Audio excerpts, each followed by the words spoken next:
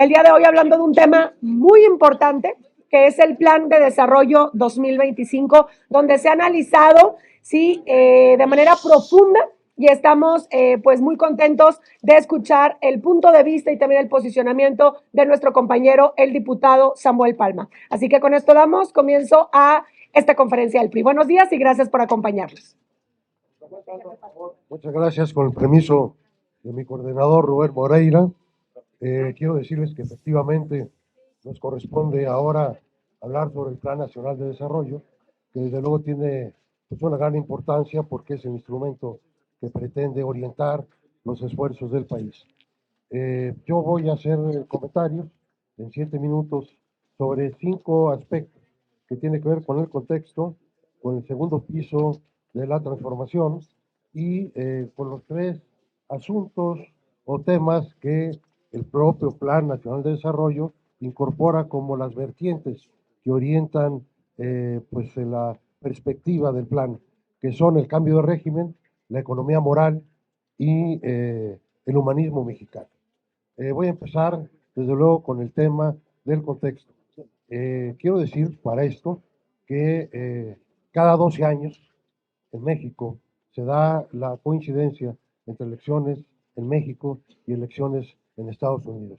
Y esta es la ocasión de que se da esta coincidencia. Pero este es un asunto no meramente anecdótico, es un asunto que desde luego tiene que ver con la imbricación que tienen nuestros países, más ahora que prácticamente más del 80% de las exportaciones que realizamos tienen como destino Estados Unidos. Entonces, el de que se haya dado pues, la elección en Estados Unidos de Norteamérica y un presidente que está dando orientaciones distintas al desarrollo de su país, tiene efectos muy importantes para nuestro país y todos lo sabemos. Aquí el asunto de los aranceles, pero no solo eso, sino también muchos otros aspectos que orientan en la migración y en la seguridad nacional y comprometen el destino del país. Bueno, pues este contexto no es considerado en el Plan Nacional de Desarrollo. El segundo aspecto tiene que ver con el segundo piso de la cuarta transformación. Bueno, pues qué bueno que haya continuidad en aspectos fundamentales de una estrategia de gobierno, y así lo trata de indicar esto del segundo piso de la cuarta transformación. Pero es una continuidad que yo más bien la plantearía como continuismo, porque no hay un balance, no hay una reflexión, no hay una clara precisión del punto de partida, de qué es lo que ha funcionado, de qué es lo que no ha funcionado, y en ese sentido, pues plantear un segundo piso de la cuarta transformación como mero continuismo, no creo que sea lo más adecuado para un plan de desarrollo. Falta pues esta visión crítica, sí hacen crítica, pero hacen crítica a la etapa que ellos le llaman neoliberal, pero no hacen crítica a la etapa populista que viene del sexenio anterior. Entonces, bueno, pues así se trata de una visión maniquea, una visión que más bien parece una postura demagógica. Ahora vamos a entrar a los 3 temas que pretenden cursar el Plan Nacional de Desarrollo, que son el cambio de régimen, la economía moral y el humanismo mexicano. En el cambio de régimen pretenden plantear en los términos del propio plan que el cambio de régimen se da en la separación. ¿Nos escuchan? ¿Ya?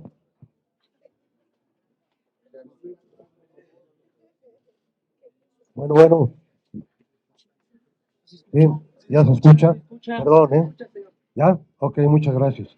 Entonces decíamos que 3 ejes son los que plantea el Plan Nacional de Desarrollo como las vertientes que orientan la expresión del documento, que es el cambio de régimen, la economía moral y el humanismo mexicano. A lo largo de todo el documento se repiten estos 3 conceptos. El cambio de régimen se entiende en términos del propio Plan Nacional de Desarrollo la separación entre el poder político y el poder económico. Así lo declaran ellos. Sin embargo, pues vemos que esto de separar el poder económico del poder político más bien está tratándose de un ajuste de actores que se vinculan al poder político. Y esto pues lo vemos a través del índice de la percepción de corrupción que colocó a México a través de Transparencia Internacional como un país que se coloca pues, en los lugares más, pues, más críticos de toda la historia.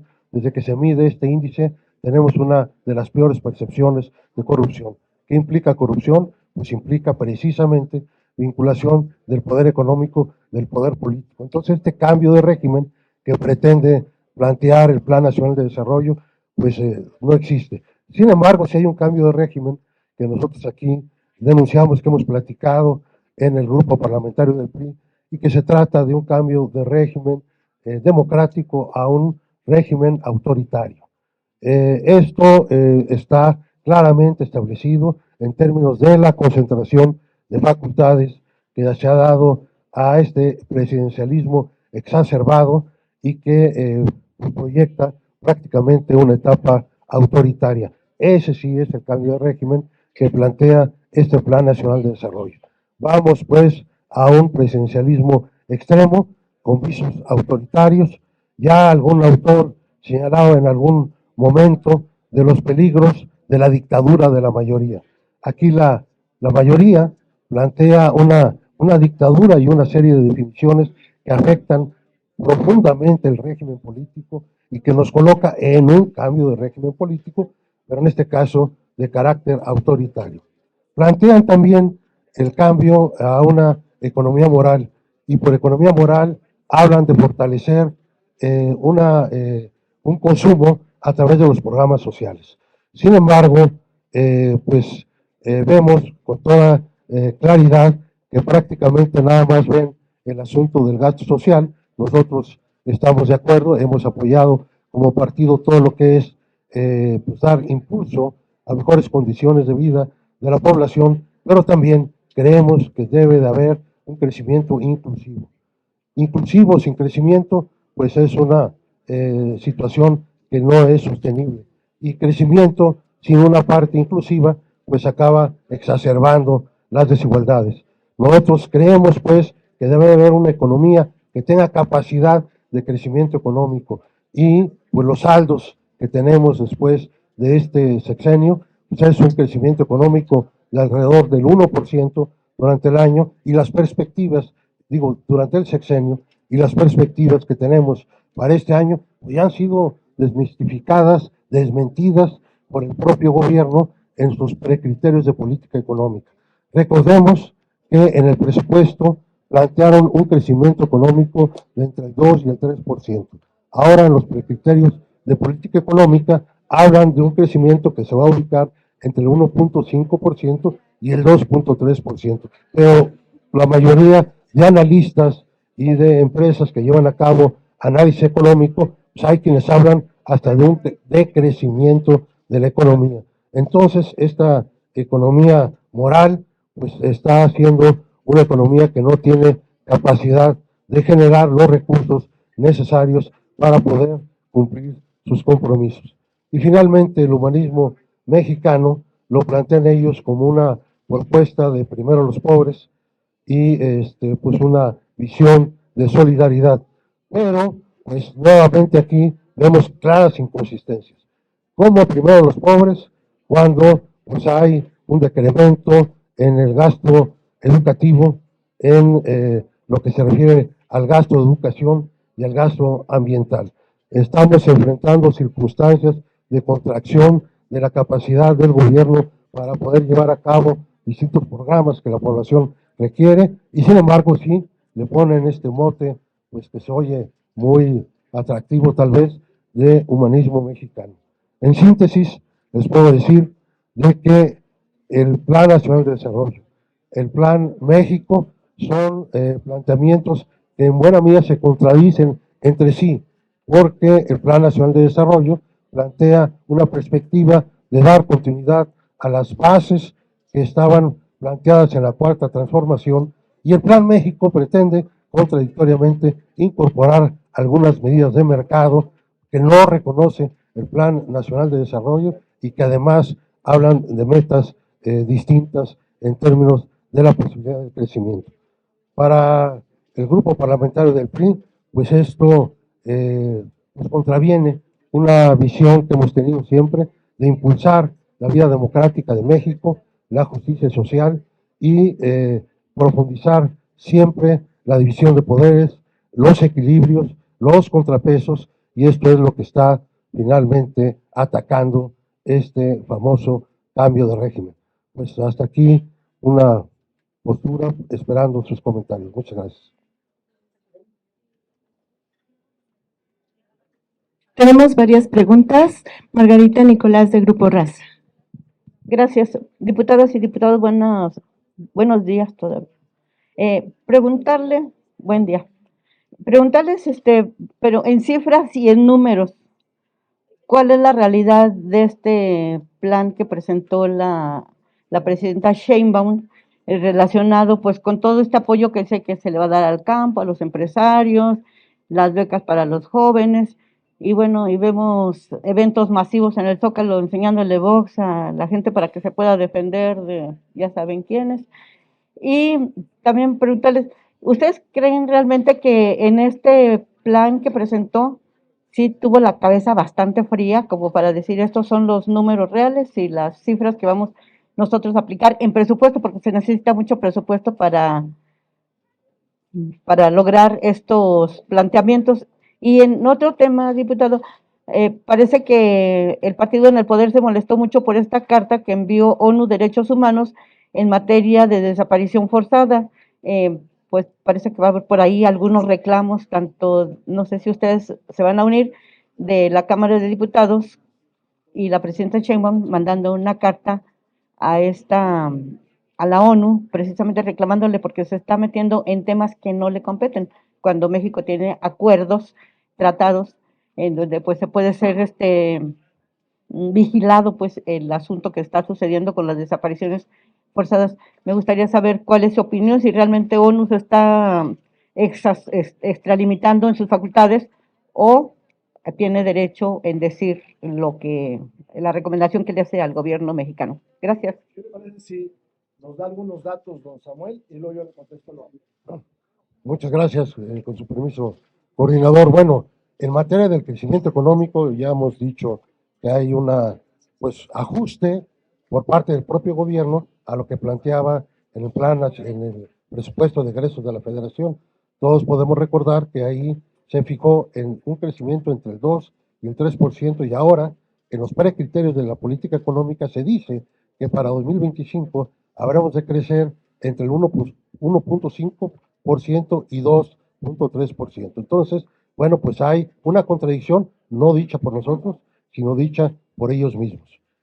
Un intento de estar canalizando el gasto social, para ellos esta es una premisa y es una prioridad, pero lo que nos preocupa a nosotros es la sustentabilidad de este gasto social, porque los márgenes fiscales se han venido abatiendo y encontramos una situación donde el gobierno ha venido incrementando la deuda, y esto es tremendamente peligroso. El incremento de la deuda que hubo el año pasado, que estuvo como pretexto las obras prioritarias, pues hay dudas de que todo esto se haya canalizado a las obras prioritarias, y la deuda que se solicita para este año está por arriba de lo que se va a canalizar en obras. ¿Qué quiere decir?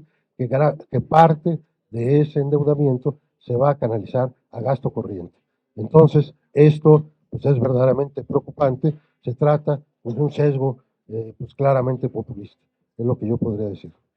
Ahorita le voy a pedir a nuestro amigo Mario Zamora que te dé algunos otros datos, además de los que ya tan importantes dijo don Samuel Palma. Gracias, coordinador. Yo quisiera compartir algunas reflexiones que creo que son importantes y son llamados que queremos hacer a nuestro gobierno.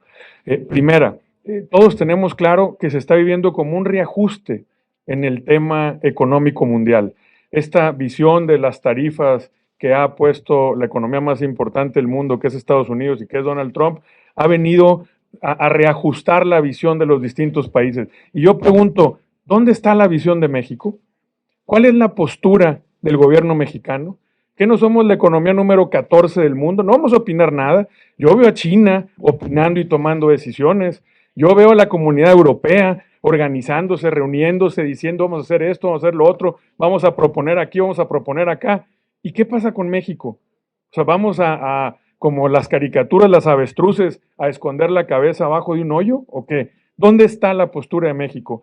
Ayer, y déjenme citar algunos ejemplos, me gustó mucho, una mexicana, Salma Hayek, subió un video a sus redes sociales citando la relevancia que la comunidad latina tiene en los Estados Unidos, cómo crece el emprendedurismo de los negocios latinos a mucho mayor velocidad, los impuestos que los ilegales pagan en los Estados Unidos, que entrevistan a algunos americanos y decían, no, yo creo que ellos no pagan ni un impuesto, pagan billones de dólares, lo que ellos representan, y no hay ninguna postura del gobierno mexicano. La otra, queremos fortalecer la economía nacional. Bueno, aquí les voy una propuesta que ya hicimos los priistas en el Senado. Bajemos el IVA del 16 al 10. Son cerca de 3,500 pesos más para cada familia para reactivar la economía local. Cosas sensatas, cosas reales, incluso cosas que ellos en el pasado promovieron. Y hoy que son gobierno, no dicen ni pío. Y nomás concluyo, porque creo que es relevante. Hoy estamos defendiendo con uñas y dientes un tratado de libre comercio que hace años fue increíblemente cuestionado por los que hoy gobiernan. Y hoy están agarrados como de un chorro de agua. Bien lo decía ahorita el coordinador, el tiempo va poniendo a cada quien en su lugar. No dudo que en unos días más, a lo mejor el gobierno de la República pide que la calle Reforma se le cambie el nombre a Carlos Salinas de Gortari. En cuanto al tema de las personas desaparecidas, pues es una gran tragedia en este país. No hay que perder de vista algo, Margarita, esto sucede porque no se combatió el crimen. No se combatió el crimen porque hay muchos gobernadores omisos y porque tuvimos una política de abrazos, no balazos. De hecho, cuando se examina el tema de Teuchtitlán, se olvida mencionar a quienes provocaron esa violencia. Hay que castigar todo lo malo que se hizo en la indagatoria, pero también capturar a los delincuentes. Lo que resolvió la Comisión para Desaparición de Personas de la ONU también es consecuencia de la poca atención que pone el gobierno federal a estos temas. Se dejó de oír lo que hace unos años ya se había adelantado por el relator en materia de desaparición de personas. Nosotros estamos de acuerdo, obviamente, con el informe, pero le hacemos un llamado o dos llamados al gobierno federal y a la mayoría. La primera, a atender con profundidad el tema de desaparición de personas y no descalificar ningún acontecimiento, ninguno de ellos. Y el segundo, ayer lo planteamos acá en la Jocopo a través de un punto de acuerdo que firmamos todas y todos aquí, para que las dos cámaras funcionen en conferencia, toda vez que se recibió una iniciativa que valoramos de parte de la señora presidenta en materia de desaparición de personas. No estamos de acuerdo en muchas cosas, que aquí hay iniciativas de todos los grupos parlamentarios, entre ellas una de nosotros, de todos nosotros, en materia de reforma constitucional, y que sería bueno que, si este gobierno tiene voluntad en la paz y en la justicia, se deje ayudar y trabajemos todos juntos en esa ruta y en ese rubro. Diputado, en que se posponga hasta que tengan ya todo un balance, toda una idea clara en cuanto a la desaparición forzada, porque dice que este documento iría, no sé, junio o julio. A ver, son varias cosas. No se debe haber presentado ese documento sin escuchar a las familias de las personas desaparecidas, sin escuchar a los expertos, que es distinto, sin revisar experiencias exitosas de otra parte del mundo. Es el momento de ver qué sucedió en Chile, en Argentina, en Uruguay, en Colombia, ver qué sucedió y qué experiencias podemos traer, sin ver las experiencias de algunos estados. Por ejemplo, Coahuila está a la vanguardia en el tema de atención a víctimas y búsqueda de desaparecidos, con muchas cosas que en el país no existen, entre ellas una mejor legislación. Entonces, si se tarda unos meses, yo no vería problema esa legislación, siempre y cuando se combate el crimen, siempre y cuando a los gobernadores se les ponga a jalar o se pongan a jalar. Ahora, también, Margarita, están dos leyes que se han ido pateando. Son las dos relacionadas con materia de seguridad. Una, con un tema de inteligencia, que nosotros no estamos de acuerdo en el articulado, pero que exigimos que ya se debata. que se invite a los gobernadores, que se debata, que se escuche a la oposición. Y le voy a decir por qué es importante que se escuche a la oposición, porque la mayoría no tiene la razón. La mayoría se está convirtiendo en un monólogo que no escucha, no oye, no ve y que acá recibe instrucciones. Y aprovecho para decirle que hay un reclamo de las y los diputados del PRI hacia la mesa directiva, porque aquí solamente se discute lo que manda la presidenta. Nos hemos convertido como Cámara, por voluntad de la mayoría, no de nosotros, en una agencia en la cual se da trámite a todo lo que llega de la presidencia. Somos el DHL legislativo, así, el DHL, no correos, porque correos es ineficiente bastante.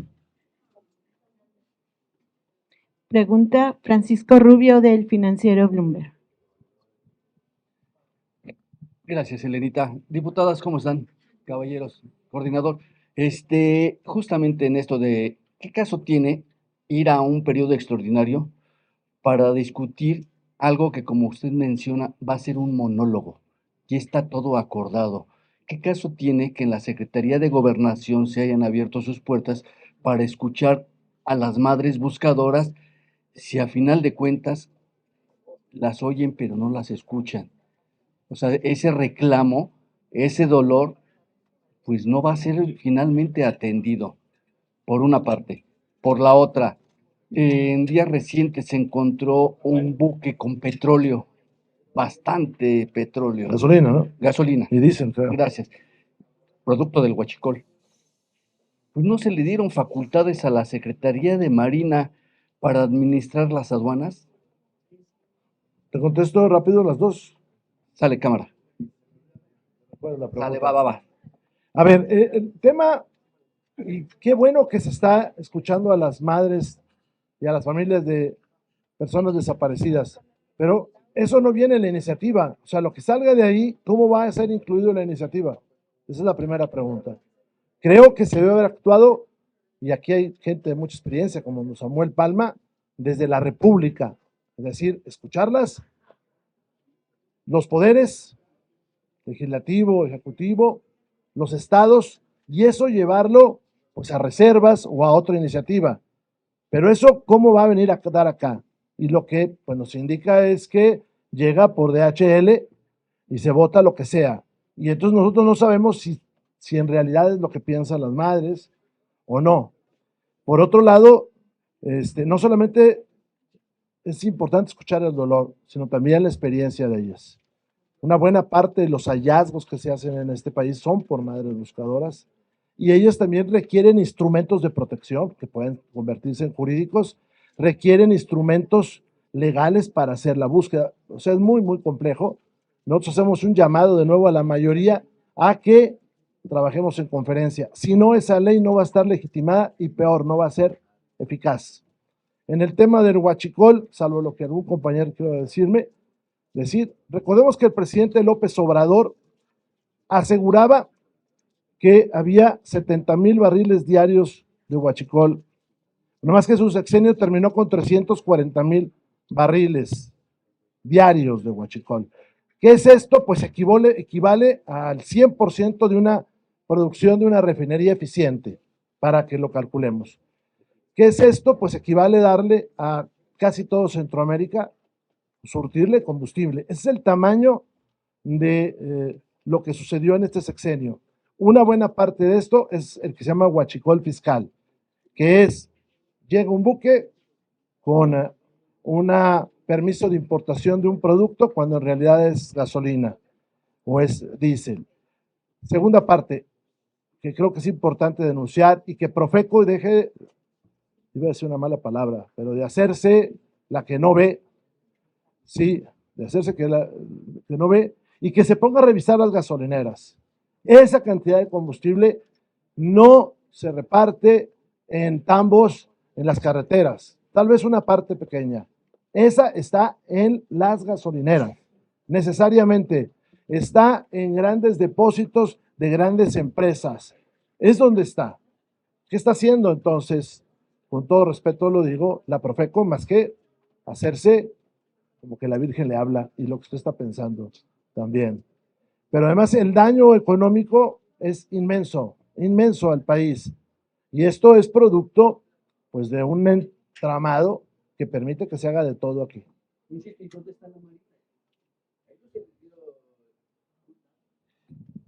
A la Marina, ¿dónde ¿Dónde está? está la Marina? Se ¿Y le dónde dio está el facultades SAT? para administrar ¿Y las dónde aduanas. está Hacienda? ¿Y dónde está Profeco? ¿Dónde están todos? ¿Y dónde está la seguridad y la Secretaría de Seguridad? ¿Y dónde están los gobernadores? Porque se lo digo por experiencia, pues esos trailers pasan por estados y pasan por carreteras locales y pasan por muchos lugares y van y se surten en gasolineras que dan precios fantásticos de oferta.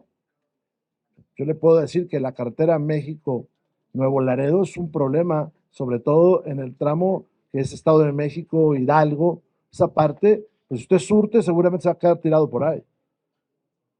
¿Por qué? Porque el combustible es de muy mala calidad. Pregunta Ceci Hernández de Línea Política. Coordinador, buenos Bueno, días. y déjame te completo algo. Sí, Y por eso, para ustedes, y por eso no se nota tanto la baja de la producción en este país. Recordemos que con Peña Nieto se estaban produciendo más de 2,5 millones de barriles de petróleo y en este gobierno está produciendo 1,300,000 barriles de petróleo y eso es público. Entonces, también por esto está baja. No dude usted que pase también a sabiendas para compensar la falta de combustible. Presentes, hacerle 3 preguntas muy breves. La primera, se supone que ayer se iba a plantear en la Junta de Coordinación Política la comparecencia del titular de Gobernación, de la Fiscalía General, así como de la Comisión Nacional de Búsqueda. Sin embargo, no se hizo. Usted dice que solamente se aprueba lo que ellos quieren. ¿Cuál fue el pretexto o el motivo por el cual no se aprobó la comparecencia de estas personas para que vengan a hablar sobre el tema del rancho Izaguirre? La segunda, Te la contesto. Sí se planteó, lo planteó Acción Nacional, nosotros nos sumamos. Hay una pequeña diferencia, yo soy de los que opina que a lo mejor tiene que ser Jocopo y las comisiones respectivas para que pueda haber un mayor intercambio público, eso sí, un mayor intercambio de ideas y no en el pleno que luego se presta pues a lo que ya ustedes conocen. Esa es la pequeña diferencia que hay, pero sí se planteó y se quedó para examen de la mayoría, que es la que decide. Gracias. es decir, ¿en cuánto tiempo? Pues yo esperaría, pues eso lo decían ellos. Okay. La segunda, ¿es viable todavía este Plan Nacional de Desarrollo, sobre todo por las condiciones económicas mundiales y que está, sobre todo, Trump manejando a su libre albedrío?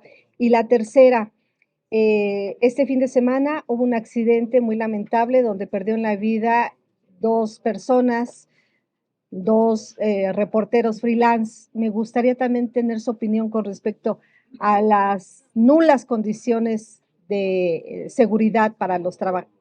Habremos tomado ahí varias decisiones. Y que está- Empiezo por la final. Oh, perdón. Y que están supuestamente involucrados amigos de Andy Beltrán. Empiezo por la segunda. Nuestro compañero, el diputado Carlos Gutiérrez Mancilla, presentó acá en la Cámara de Diputados un punto de acuerdo que tiene como objetivo, lo primero, que la Fiscalía General de Justicia de la Ciudad de México profundice en las indagatorias y rinda un informe también acá a la Cámara de las y los Diputados. La segunda, donde se exhorta a la Comisión Ejecutiva de Atención a Víctimas aquí en la Ciudad de México y la Nacional para que atienda el caso de las familias de estas personas que fallecieron.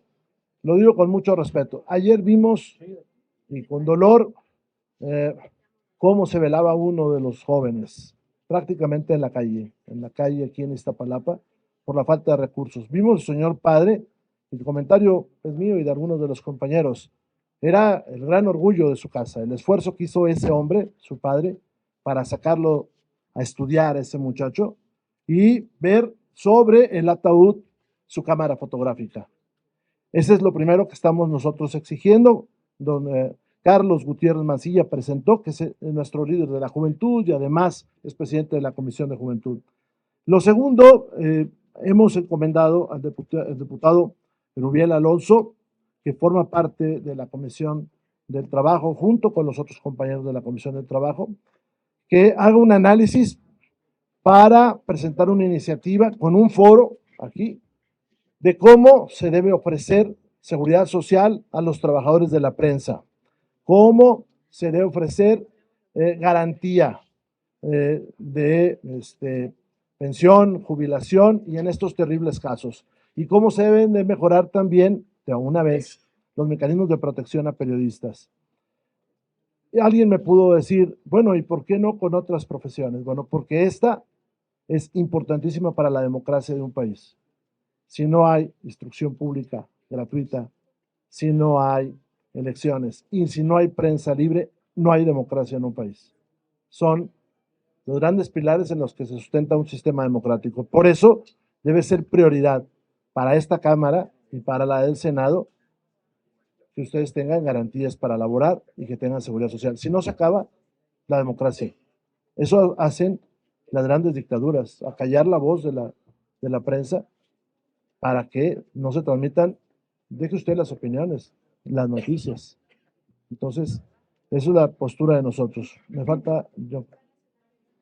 Bueno, ya tanto don Mario Zamora como nuestro compañero Samuel Palma han dado nuestra postura. Yo le adelanto varias cosas. La primera, vamos a dar un gran debate el jueves. No nos gusta el jueves, porque como que se dejó para que vengan los días de Semana Santa y se olvide lo que vamos a decir. Pero aquí estaremos todos dando un gran debate, dando información de cómo eso no es real. Hay tres rubros, ¿no?, que yo los traduzco en otra cosa. Hacia un régimen dictatorial, que es el primero. El segundo, una economía inmoral. Y el tercero, un gobierno sin humanismo. Eso es el Plan Nacional de Desarrollo. Ya lo dijo don Mario Zamora, hay problemas con la realidad económica. Este país no va a crecer. Por la circunstancia internacional, bueno, yo lo dudo que sea por eso. También tuvimos 6 años que no se aprovechó y se tiró todo por la borda. Y vamos a votar en contra. Es un gran debate. Es la primera vez que un plan nacional se vota.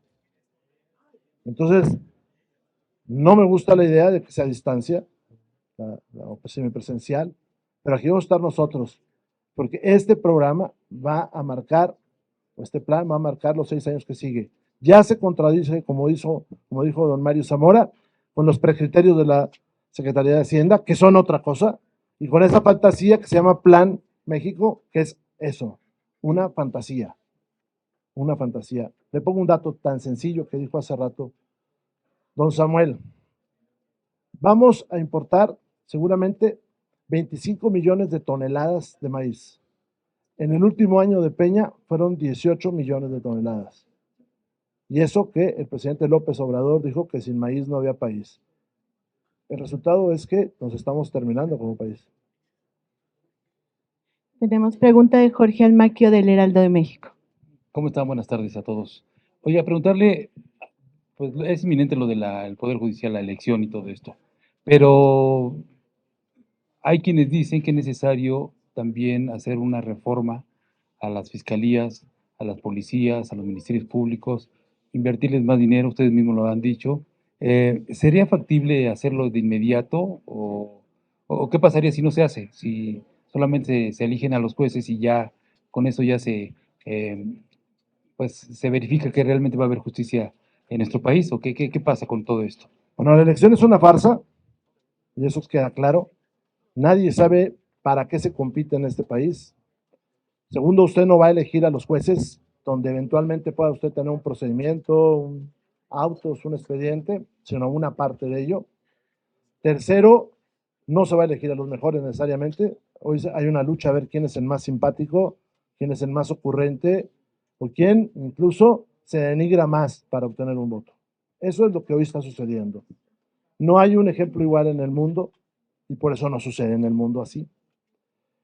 Se está cumpliendo lo que dijimos todas y todos, y aquí hay excelentes abogados como don Alejandro Domínguez, que no va a mejorar la seguridad, no va a mejorar la justicia, no va a mejorar la paz.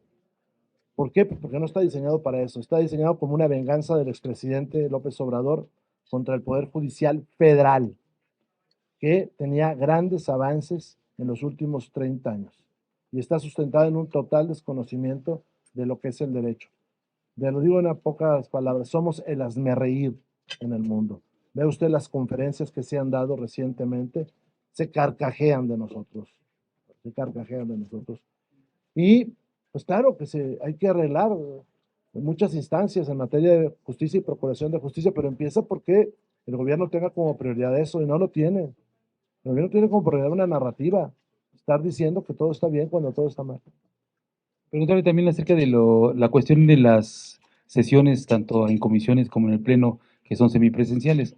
Hay también quienes dicen que se está perdiendo la seriedad del trabajo legislativo, y hay quienes también han pedido que ya se regrese a que todas estas sesiones sean presenciales. ¿Cuál es su opinión al respecto? Pues yo creo que lo importante es que la mayoría escuche en una acción dialéctica a las otras fuerzas y se dé cuenta de que estamos aquí de buena fe, que queremos un buen país. Yo creo que empezaría por ahí. Lo otro, pues sí, lo ideal es las sesiones presenciales, pero el problema viene de fondo. El problema está de fondo. Aquí nada más se está discutiendo lo que manda la presidenta de la República. Pero debería de cualquier forma volver a Sí, este tono que tenía. Yo pienso que sí, pero me parece más importante posicionar el hecho de que aquí ya no se discute más que lo que mandan del Ejecutivo o lo que dejaron encargado. Ok, pregúntale al diputado Tony Meléndez, por favor, que me cumpleaños, diga, por por cierto. favor, cómo es la situación del campo mexicano en Chihuahua. Esa sería una pregunta, ahorita Muchas gracias. le hago otra. Gracias a todos y todas compañeros de los medios de difusión. Con el permiso de nuestro coordinador, de mis compañeros diputados, bueno, complicado por el tema de la sequía tan extrema que estamos padeciendo, no solamente el estado de Chihuahua, sino todos los estados del norte de nuestro país. Nuestras presas están prácticamente abatidas. La presa La Boquilla, que es una de las más grandes que hay en el país, la más grande de nuestro estado, está en una capacidad de aproximadamente un 14%. La presa de las Vírgenes está en aproximadamente un 11%. Eso ha propiciado de que no vaya a haber un ciclo agrícola en este año en el estado de Chihuahua, y tenemos una situación que, aunado a esto, pues viene a complicarle la actividad y la vida a nuestros paisanos del estado de Chihuahua que se dedican a temas agrícolas. Yo represento un distrito que el 80% de las personas radicadas en el quinto distrito del estado de Chihuahua son personas dedicadas a temas agrícolas.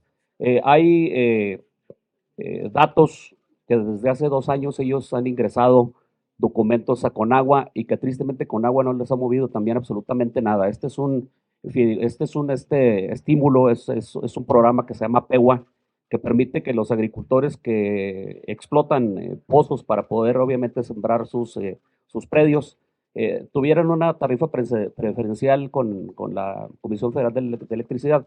Pero a raíz de que este trámite no se ha dado ante la Comisión Federal de Electricidad por parte de Conagua, ya la Comisión Federal de Electricidad no les está dando este beneficio a los agricultores. Hay personas que pagaban alrededor de 4,000 pesos por cada ciclo precisamente de riego. Ahorita esa tarifa de 4,000 pesos se les está subiendo prácticamente a 60,000. Y eso obviamente pues es un tema insostenible para los agricultores. Chihuahua es productor de diversos productos, somos el productor número 1 de diversos productos que van a la canasta básica de nuestro país. Y si no tenemos un ciclo agrícola de agua rodada por la falta de agua en las presas, y si ahora las tarifas eléctricas vienen a ponerle el problema más difícil a los agricultores, no lo duden tantito que no vaya a haber ya productos en las mesas de los mexicanos, o en su defecto, pues obviamente la canasta básica va a subir de una manera considerable. Entonces nosotros desde esta tribuna le pedimos respetuosamente, lo vamos a hacer obviamente de manera oficial, de que Conagua, ¿verdad?, pueda llevar este documento ante la Comisión Federal de Electricidad, que los agricultores que no tienen posibilidades ahorita de regar por negación o el agua rodada, que normalmente es lo que se utiliza en nuestras entidades, pues puedan explotar esos pozos a los cuales ellos tienen permisos, tienen concesiones, y la tarifa eléctrica pues les resulte costeable para poder hacer esta actividad que obviamente representa una de las actividades prioritarias en el estado de Chihuahua. Diputado, ¿y este tema del pago del agua a Estados Unidos, cómo les afecta? Bueno, directamente, si no tenemos, como dice el dicho, si debo no niego, pago no tengo, ¿no? No tenemos agua en el estado. Yo creo que ahorita ese sería un tema que le corresponde al Senado por ser un tratado de aguas internacionales hecho en el 1944 y que yo creo que sería importante ver en qué condiciones se encuentra.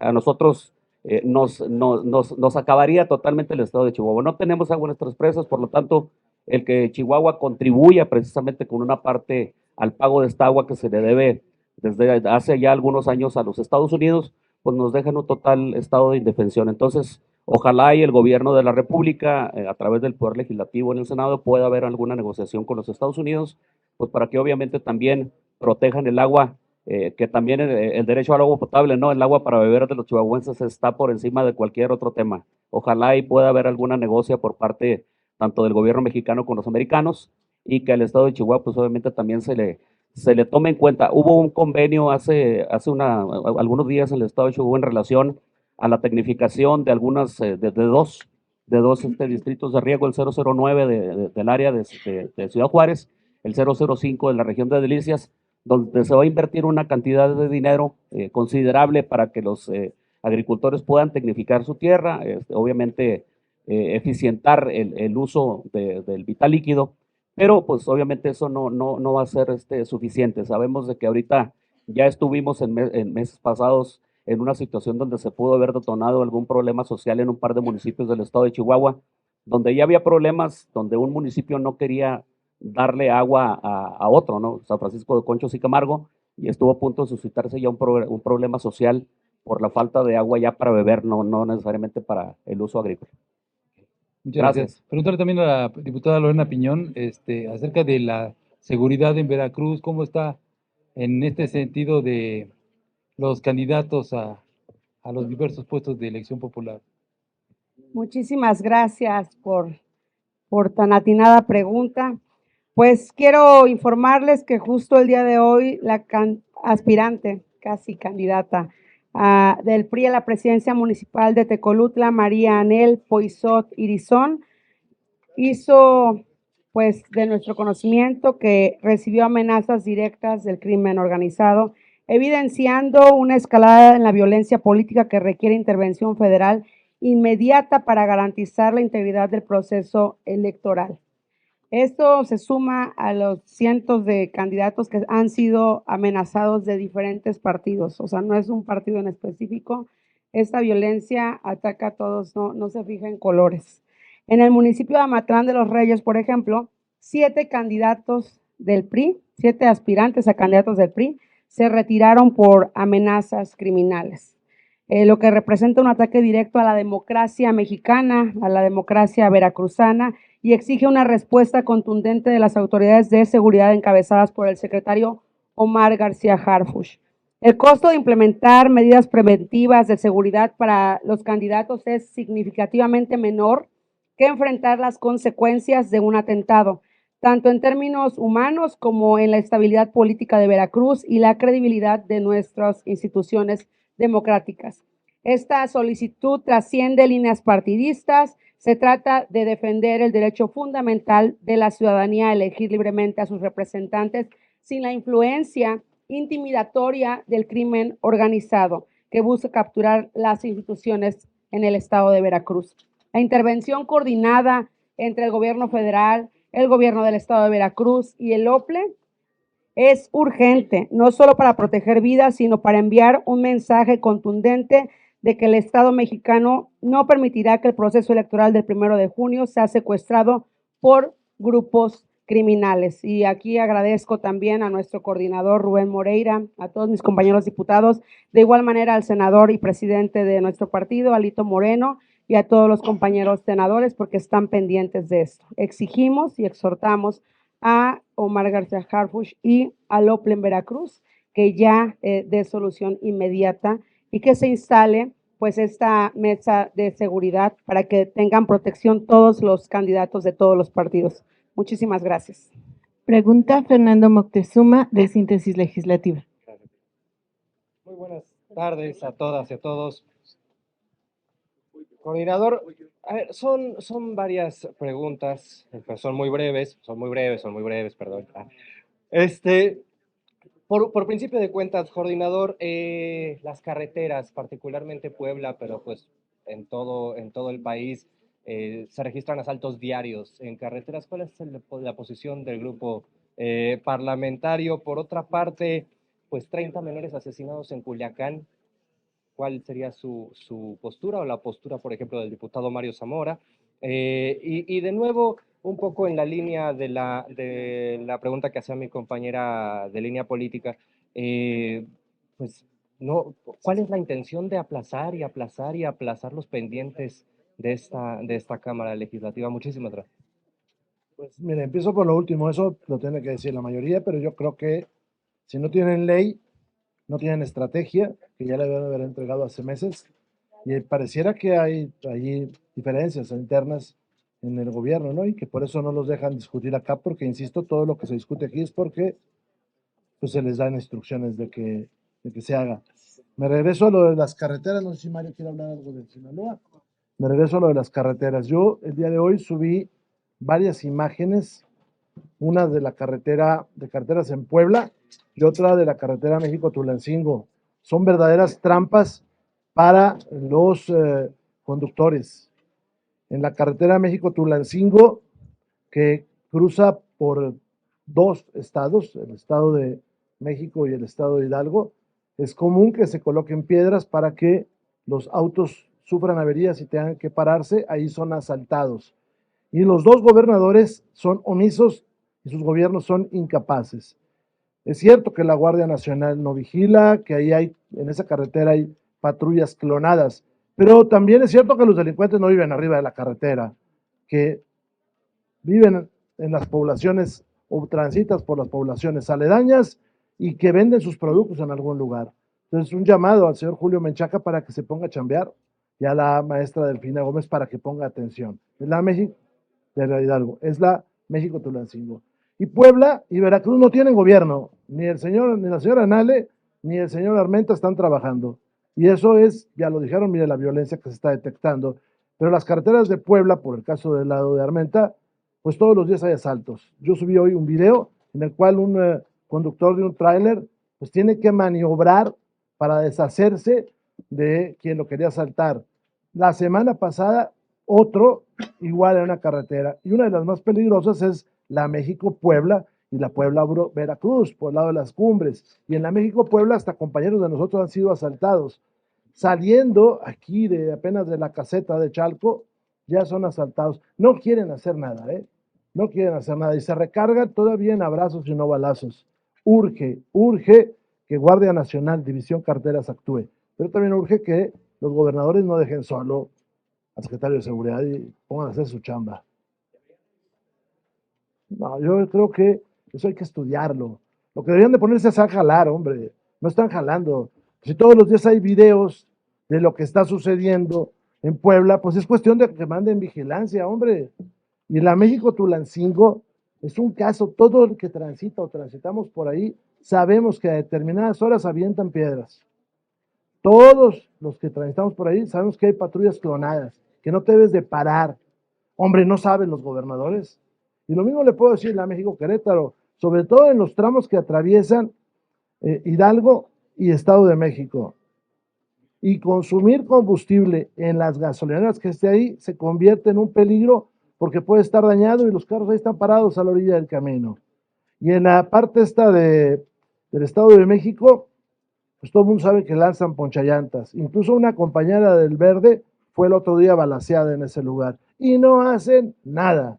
Nada. No sé si por que se sientan cómodos con tanto criminal circulando en las carreteras, porque sean incapaces o porque no hay coordinación.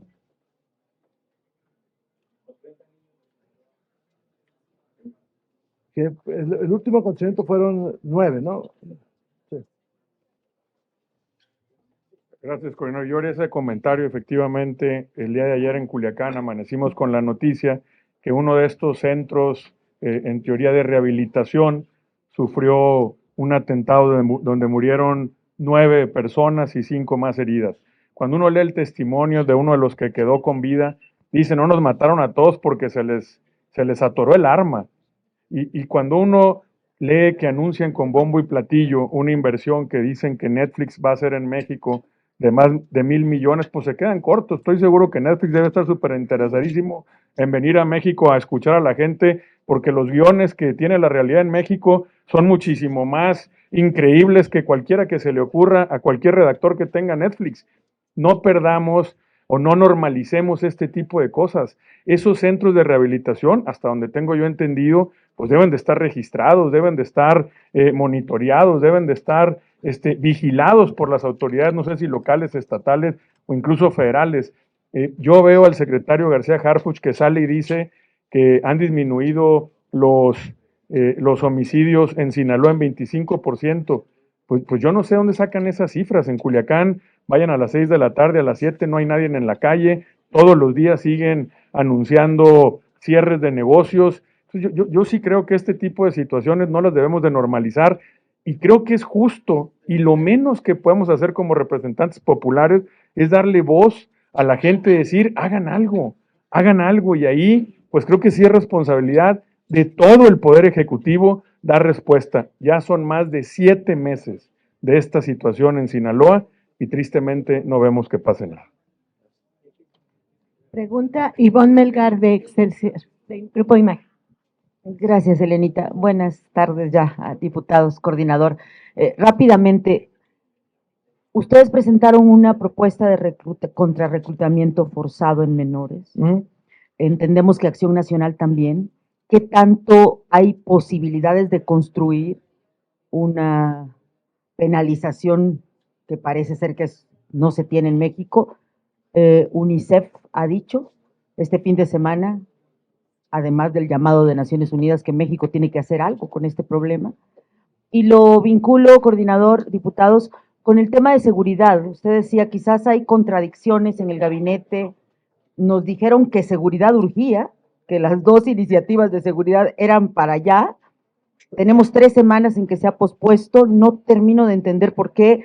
Dijo ayer el coordinador de la mayoría, Ricardo Monreal, que se están incluyendo ajustes de 3 bancadas, incluido Morena. ¿Ustedes estarían incluidos en ese ajuste? ¿Saben por qué tanta tardanza? Y si puede profundizar en esta probable contradicción que hay al interior del gobierno, porque pues no es posible que se le nieguen al secretario de Seguridad las leyes que le urgen. Empezó por una de las cosas. Mire, nosotros no tenemos pláticas con ellos para incluir alguna cosa que nosotros propongamos, porque nosotros queremos que se reestructuren en su totalidad esas 2 leyes, que se protejan las libertades individuales y que no se avance a un Estado totalitario. Nosotros queremos que esto se haga a la luz de la gente, a la luz del público, y no que se anden cachando votos moviéndole alguna cosa pequeña a una ley. No quisiera pensar que se buscan esos cambios para tener votos ahí. Nosotros queremos un diálogo enfrente de la sociedad para decir, nos parece que esto está bien, esto está mal. Creo que hay cosas como la coordinación que vale la pena felicitarlos o ponderarlos, pero hay otras que no, Y queremos que estén los gobernadores también en el debate para que se metan a trabajar, porque una buena parte de los delitos son del orden común. Es más, el fenómeno que hoy estamos viendo es que hay grupos delictivos que se adueñan de territorios y entonces cobran porque la gente viva, así de claro. Cualquier pueblo pequeño, mediano, grande, hoy tiene un nuevo dueño, que no es el cacique político, ni el presidente municipal, ni el empresario más poderoso. Es la nueva aristocracia, que son las delincuentes y que controlan en este país 1 de cada 5 cigarrillos, que controlan la venta del alcohol, que controlan los bailes y que controlan la seguridad. Entonces necesitamos que todos ellos participen, me refiero a los gobernantes, para enfrentar toda esta tragedia que les digo. Miren, que se haya pospuesto esto tantos días y que no hay un diálogo abierto, me llama a suponer que hay diferencias en el gabinete, porque las normas que están ahí, pues crean un control de seguridad en materia de inteligencia que tal vez desbalancee el gabinete. Nos preocupa que no se haya armado ya, después de 1 año de estar trabajando aquí prácticamente, y al final del segundo periodo en Senado y acá, que no tengamos la bicameral de seguridad nacional. Eso, la verdad, es una cosa que hay que condenar. En el momento de mayor peligro para la seguridad nacional, el Poder Legislativo, el Congreso de la Unión, renuncia a su facultad superior de vigilar la seguridad nacional de este país. esto va a tener responsables los que se oponen a eso. Pregunta Claudia Telles de IMER.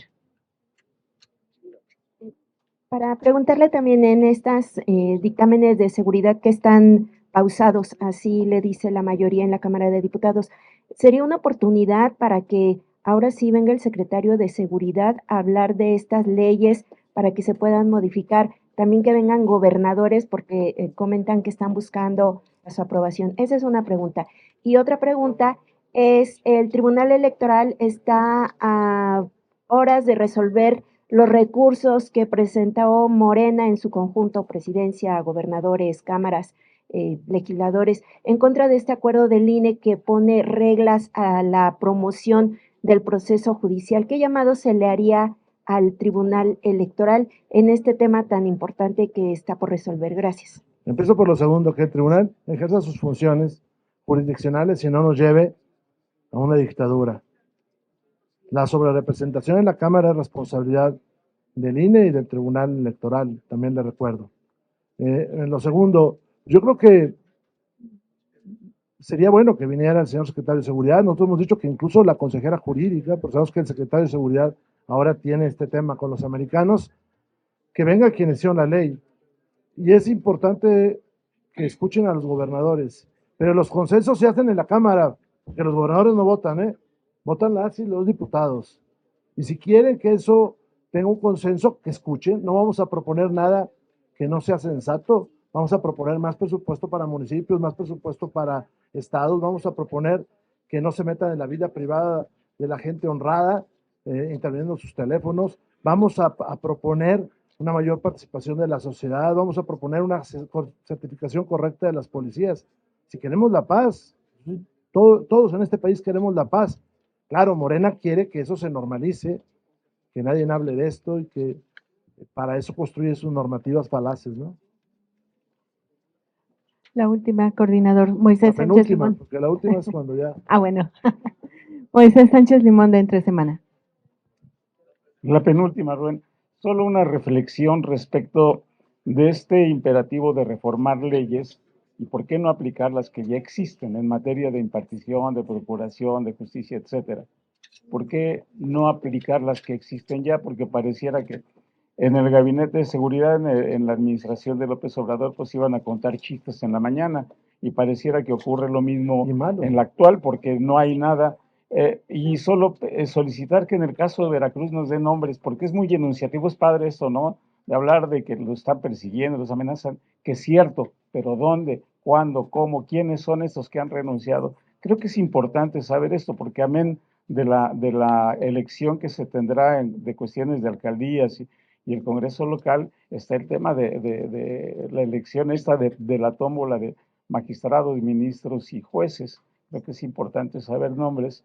Y la otra, pues la convocatoria, yo creo que a lo mejor sonará un chiste de mal gusto, pero yo creo que si Donald Trump les dice que por favor se pongan a atender el tema de las carreteras y la seguridad en esto, yo creo que la ingeniera le haría más caso porque pues se está atendiendo, confiscan, encuentran laboratorios, meten a delincuentes y todo esto porque se lo están solicitando y en estados muy focalizados. Tenemos Sinaloa, tenemos Chiapas, tenemos Tabasco, pero no va más allá, pues no vemos esto. Reitero, a lo mejor pareciera un chiste de mal gusto, pero pues si el licenciado Trump le dice a la ingeniera atiende el tema de la seguridad en carreteras, tal vez le haga caso. Gracias. Bueno, nosotros hemos llamado también a los gobernadores. Una buena parte de los delitos son del orden común. Y la gobernadora Nale no está haciendo su trabajo y eso es evidente. Sí se mencionaron ahorita los municipios. En algunos casos los nombres es difícil porque pues van y los asesinan. Pero sí son públicos muchos de estos nombres. Los municipios ahora se dijeron cuáles son. El de hoy en la mañana también se señaló cuál. Pero son de todos los partidos lo que está sucediendo. Y además te recuerdo que en los comicios del 21, el lugar donde más crímenes contra candidatos hubo fue precisamente en Veracruz. Hacemos un exhorto que también los gobernadores se pongan a jalar, que no lo están haciendo, salvo honrosas excepciones, que también hay que destacar y que están poniéndole pues mucho énfasis. Yo destaco al gobernador de Coahuila, Manolo Jiménez, que está haciendo un gran trabajo, a la gobernadora de Aguascalientes, que también está haciendo un gran trabajo, y que creo que al señor gobernador de Durango no hay homicidios allá. Pero el resto del país no se puede ni transitar. Es más, aquí, sal de aquí de la Ciudad de México, y ya anda uno haciendo recomendaciones como si uno se dedicara a hacer eso, ¿no? Oye, no tomes combustible cuando sales aquí de la Ciudad de México, tómalo en la noche, antes, cerca de tu hogar, porque entonces ahí te están viendo y te van a asaltar. Ya le pasó a una diputada del PRI, la quisieron secuestrar ahí en la pasada legislatura. Así nos vamos a pasar todo. Pues que se pongan a chambear. En lo de las leyes, sí hay leyes que se tienen que mejorar. Por ejemplo, todas estas de desaparición de personas sí se tienen que mejorar. Eso es claro. Si ellos quieren una nueva ley de seguridad, porque se requiere, pues platiquémosla. Pero también usted tiene razón. En los lugares donde hay paz, se ha actuado con las leyes que existen, ¿eh? Gracias. No tenemos más preguntas. Muchas gracias a todos, muy amables. Gracias a todos.